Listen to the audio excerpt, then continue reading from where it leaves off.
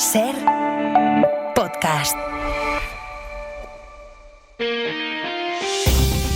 Las 8 de Hoy por Hoy en Ser Podcast. Hola, muy buenos días. Asediado por los casos de corrupción que tienen en la cárcel a un Ábalos muy locuaz y a Santos Cerdán en libertad provisional y sin apoyos para sacar del bloqueo a la legislatura, Pedro Sánchez trata de tomar la iniciativa para evitar la parálisis a las puertas del nuevo ciclo electoral que España empieza por Extremadura dentro de unos pocos días. De las entrevistas que dio ayer el presidente del Gobierno han quedado dos ideas que centran esta mañana el debate político. Lo más llamativo es lo que dijo de José Luis Ábalos, que fue su mano derecha y hombre fuerte del partido y que resulta que era para él, para Pedro Sánchez, en lo personal, un gran desconocido. Sánchez distingue entre la confianza política y la confianza personal y trata así de tomar distancia con el hombre a quien él mismo encomendó la gestión del PSOE y que ahora está en prisión y que ha empezado a atacarlo directamente. Sobre el otro asunto, que es de qué manera puede aspirar a una mayoría parlamentaria que no tiene, la clave está en un nuevo acercamiento, o al menos su intento, hacia Junts y la pregunta de ¿a qué precio? Esta vez después de haber dado la amnistía que negó o de haber secundado, por ejemplo, una comisión donde Junts pudiera dar alas en el Congreso a la teoría conspirativa de los atentados de la Rambla y de Cambrils. Sastre, buenos días. Buenos días, Barceló. De momento nada ha bastado a Junts, nada ha sido suficiente, que esta mañana Junts prevé explicar en público lo que ya anticipaban ayer en privado en su dirección. Que no les basta tampoco con este nuevo acercamiento, pese a que Sánchez reconozca incumplimientos con ellos, tras haber dicho que el Gobierno estaba cumpliendo aquello que estaba en su mano. Hoy por Hoy Noticias. Ser Podcast. Desde el punto de vista de los cumplimientos, es verdad que no hemos cumplido con todo, yo lo asumo, pero también es cierto que se han logrado avances importantes. A mi juicio, en lo que respecta con la ley de amnistía, estamos ya en el tramo final y esperemos que positivo. Sánchez reconoció incumplimientos con Junts en sus entrevistas en RAC1, en el canal catalán de Televisión Española, y llevó al Consejo de Ministros algunas de las medidas que venía reclamando el partido de Puigdemont. Cuando peor está Junts en las encuestas, con los ultras de Alianza Catalana superándoles incluso según el último CEO, el último CIS catalán, Sánchez vuelve a poner el foco sobre Junts, que ya dijo ayer que ellos no se fían. Está previsto que comparezca en Barcelona la portavoz Míriam Nogueras, que fue quien anunció la última vez que iban a bloquear todas las iniciativas que el Gobierno llevase al Congreso para propiciar este bloqueo del que Sánchez trata de salir ahora. Guillermo Lerma, buenos días. ¿Qué tal? Buenos días, Ángeles. El Gobierno quiere hurgar en la división entre Junts y el PP, pero la duda es si con eso le va a bastar para impulsar la legislatura.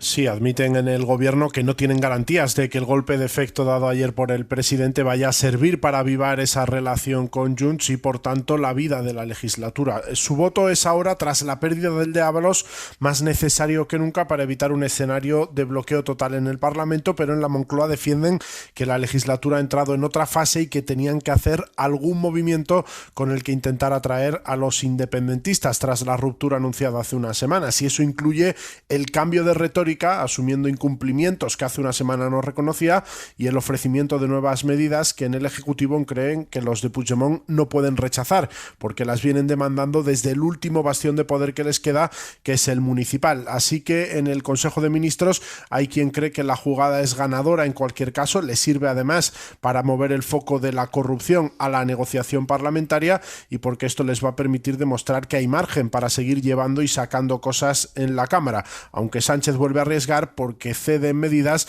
que forman parte de la agenda que Junts utiliza para competir con la derecha independentista catalana. Seguimos en el abierto, Guille, gracias. Hasta luego. Y el otro asunto es Ábalos. Una cosa es que efectivamente tuviera una confianza política en él, que la tuve, no la niego, es evidente, y otra cosa es que desde el punto de vista personal era un gran desconocido para mí. Un gran desconocido para mí, porque conocí unas facetas de su dimensión personal que fueron muy desconocidas para mí. Con esta frase que repitió varias veces, que era desconocido para él, desconocida es esta faceta de su aspecto más personal. Bueno, el encarcelamiento de Ábalos, de quien habían trascendido el machismo de sus conversaciones con el también encarcelado Koldo García, coincide con las revelaciones que ha hecho el diario.es sobre el comportamiento misógino que tenía en la Moncloa uno de los asesores del presidente, Paco Salazar. Las mujeres que trabajaron con él en presidencia del Gobierno alertaron por escrito de esas conductas degradantes con ellas, pero su testimonio fue eliminado del canal interno de los socialistas, que dicen ahora que esas investigaciones sí siguen adelante. Son dos casos distintos que, en todo caso, coinciden en el tiempo. El de Ábalos y el de Salazar, y en el PSOE intentan contener los daños. La dirección admite falta de diligencia en la gestión del caso Salazar. Ana Fernández Vila, buenos días. Buenos días. En el PSOE saben que no pueden permitirse ningún paso en falso en su defensa de las mujeres. Es una de sus principales banderas y su gran sustento electoral. Así que en Ferraz han vuelto a saltar las alarmas al reabrirse la crisis por Salazar en el peor momento. Con Ábalos de nuevo en el primer plano,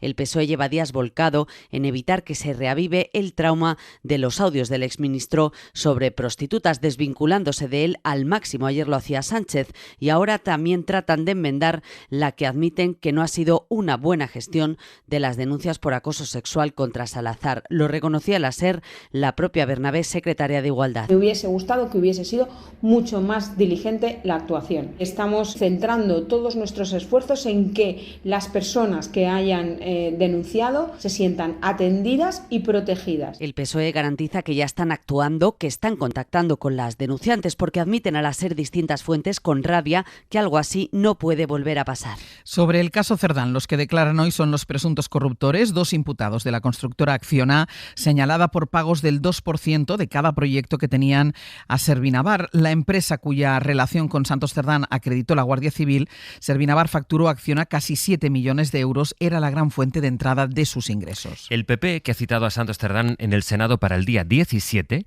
ha citado a la mujer de Cerdán para 2 días antes, el día 15. La mujer de Cerdán, que aparecía en el informe de la UCO por cómo se gastaba ella el dinero que procedía presuntamente de la trama. Tenía origen ilícito supuestamente. El dueño de Servinavar, de hecho, Anchón Alonso, su gestor, se quejaba de cómo gastaba el dinero la Paqui, que es como decían textualmente, de la que decía que era conocida por todas las vendedoras del Corte Inglés. El PP la llama a declarar en el Senado el día 15, que es el mismo día en el que declara Salomé Pradas ante la Comisión de Investigación de la Dana en el Congreso, y será interesante saber qué dice la exconsejera, que ahora se ha decidido hablar y contado que le dieron órdenes de no molestar a Carlos Mazón el día de la tragedia. Y además de ver el vídeo de cómo Mazón llegó al CECOP, esto lo vimos ayer, las imágenes ya en movimiento, no la fotografía, la jueza de Catarroja le ha planteado a la propia Pradas si quiere entregarle voluntariamente los mensajes de WhatsApp que envió o que recibió el día 29 de octubre, o sea, los mensajes que cruzó con Carlos Mazón.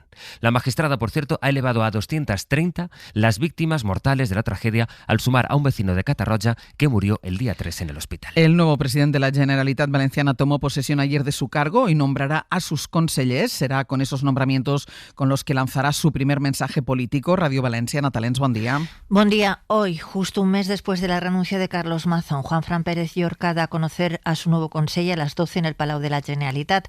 Según avanzó hace unos días, pretende hacer algunos cambios porque no todos los presidentes piensan de la misma manera, dijo.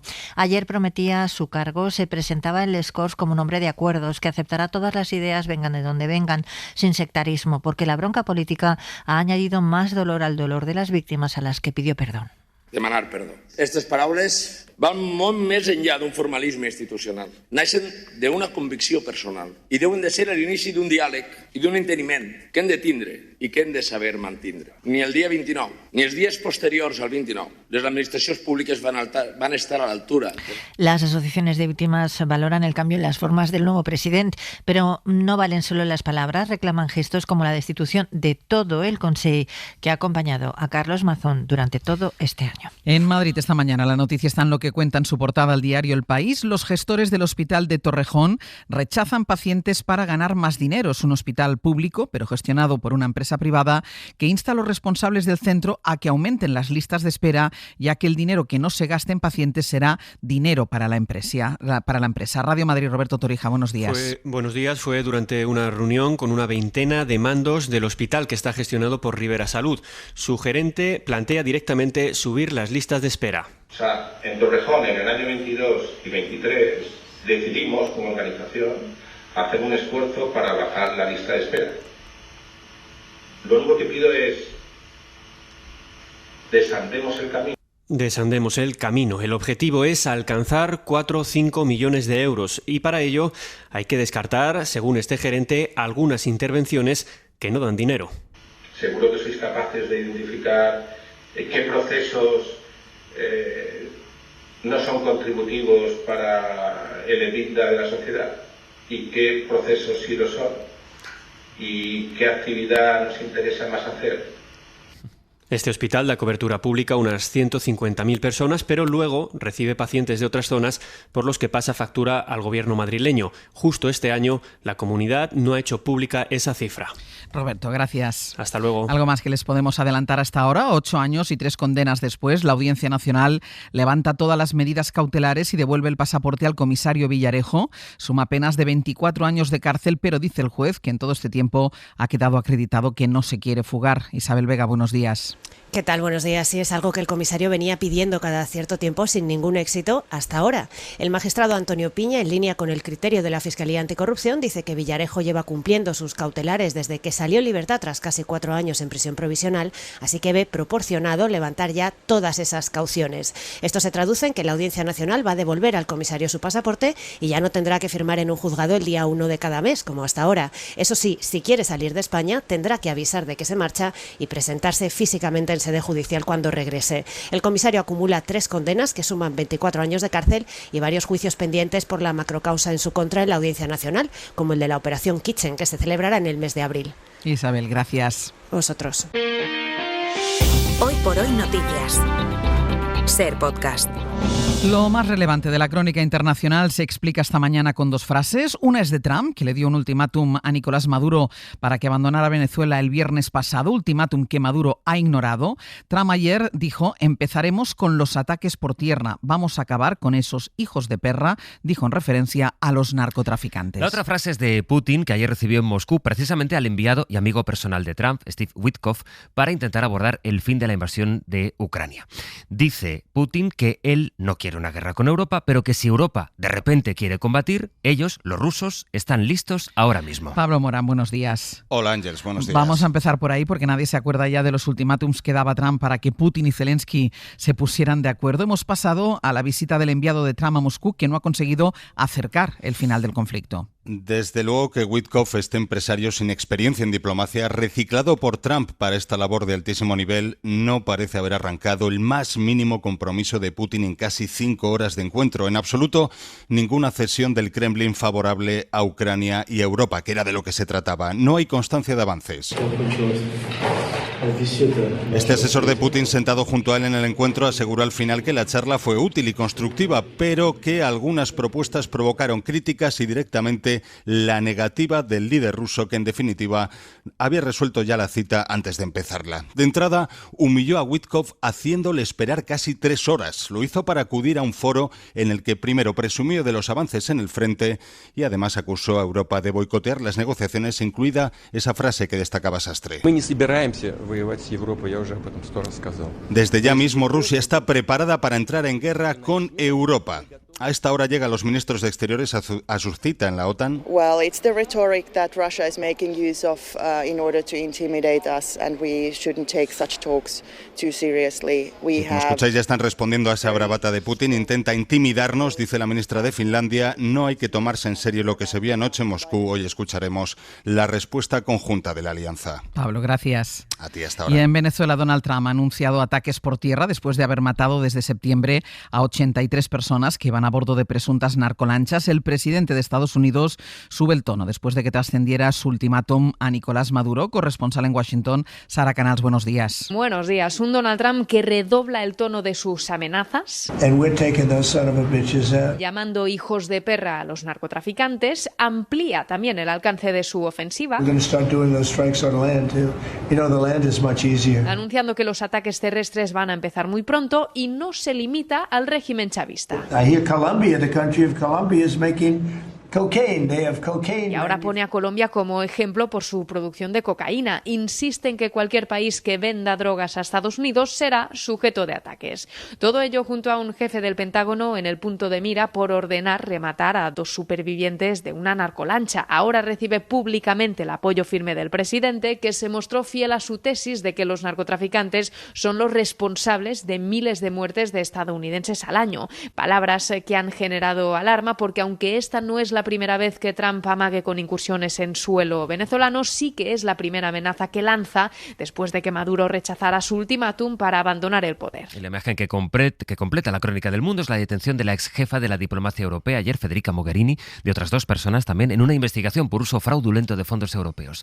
Las autoridades creen que Mogherini pudo participar en el amaño de un concurso público del Servicio de Acción Exterior de la Unión Europea. La gripe empieza a complicarse en varias comunidades, sobre todo del norte del país, y se van tensionando las urgencias, los centros de salud y los hospitales. Los médicos urgen a vacunarse. Hoy la Comisión de Salud Pública decide si aprueba un protocolo común para todos los territorios. Este protocolo apuesta por la mascarilla en centros sanitarios, informa Mariola Lourido. En las consultas de primaria, la gripe se ha impuesto ya al resto de virus e infecciones respiratorias, dice el doctor Lorenzo Armenteros desde Galicia. El incremento de casos, lo que vemos ya en esta última semana, es prácticamente todo gripe A. Los casos están creciendo mucho en menores, lo están viendo en Cataluña, contagios que saltarán al resto de la población. Por eso la recomendación es vacunarse antes de que llegue el pico en Navidades, dice el experto José María Molero. Es muy previsible que tengamos un pico epidémico a final del mes de diciembre, donde además se une la situación de agregación de familias. La ministra de Sanidad espera que las comunidades autónomas del PP apoyen hoy en la Comisión de Salud Pública su protocolo de actuación común. Ponernos la mascarilla cuando tengamos síntomas gripales o síntomas catarrales